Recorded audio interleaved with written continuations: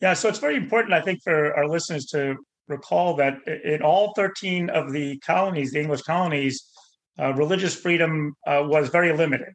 To be full citizens of those colonies, you typically had to be a Protestant Christian. And they even get kind of wrangled about more tolerance in Canada with the Quebec Acts just prior to the Revolution. So, if we are going to argue that it was a war for religious freedom, there's going to be a lot of evidence to reject that claim. Yeah, that's right. Yeah. So I talk about it again as the grammar of the revolution. So when Thomas Paine is writing Common Sense, he's basically giving a sermon on the Exodus. So why do you think that kind of high religious rhetoric was the way to win people over to the patriot cause?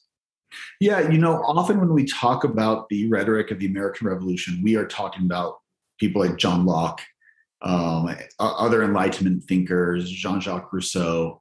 And that's helpful at a high level to understand these ideas that were influencing men such as Thomas Jefferson, James Madison, George Washington, etc. But those ideas, those arguments were really by elite male thinkers for elite male readers. They were not ideas that were circulating as freely as we might suppose among average Americans. And so one of the tasks that would-be revolutionary leaders in the American colonies had was, how do we essentially translate the language of rights and Enlightenment philosophy so that your average American can understand and get behind the cause? And religion becomes a very useful tool for this. Now, I'm really careful in my book to say, well, some people may have disingenuously used religion.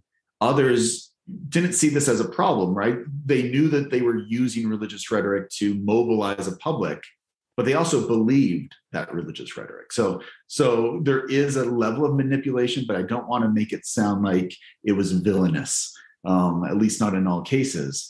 But essentially, religious rhetoric is much more common. Americans knew the Bible. Even Americans who didn't read went to church and they knew the Bible. They knew the stories of the Bible. And revolutionary leaders especially latched onto the Old Testament. As you mentioned, Thomas Paine talking about the Exodus. The story of the 12 tribes of Israel seemed to be a ready-made analogy for what the colonies were doing. In fact, if you got a little bit creative, and you didn't have to be super creative, you could make the 12 tribes of Israel into 13 tribes by splitting the tribe of Joseph into Ephraim and Manasseh, which is what they did. And that's just so convenient because there's 13 colonies, there's 13 tribes of Israel, not counting. And they use that imagery of the children of Israel fleeing captivity in Egypt to establish a promised land. And so remember when we talked just a bit ago about this colonial era saying, hey, Great Britain's at risk of losing its providential favor. Well, by the time they're pushing for independence, it has been lost.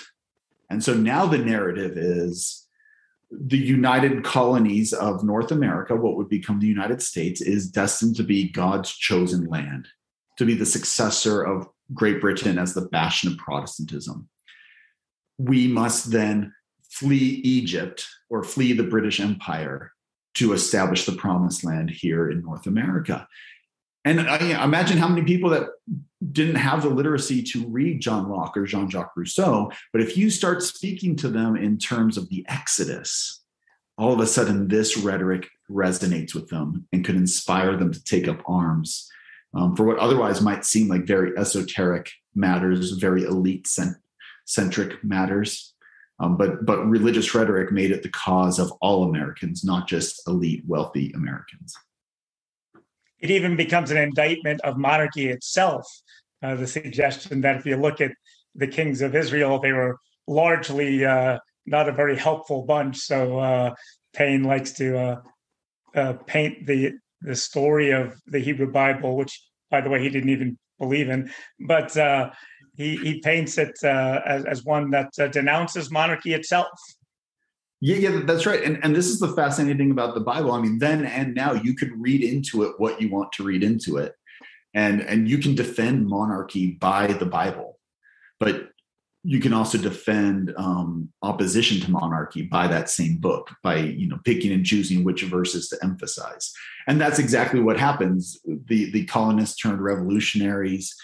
They take up what I call in Pulpit and Nation essentially a Republican reading of the Bible, or reading the Bible through a Republican lens, and all the content's there to support that lens. It's just a conscious choice to choose that interpretation.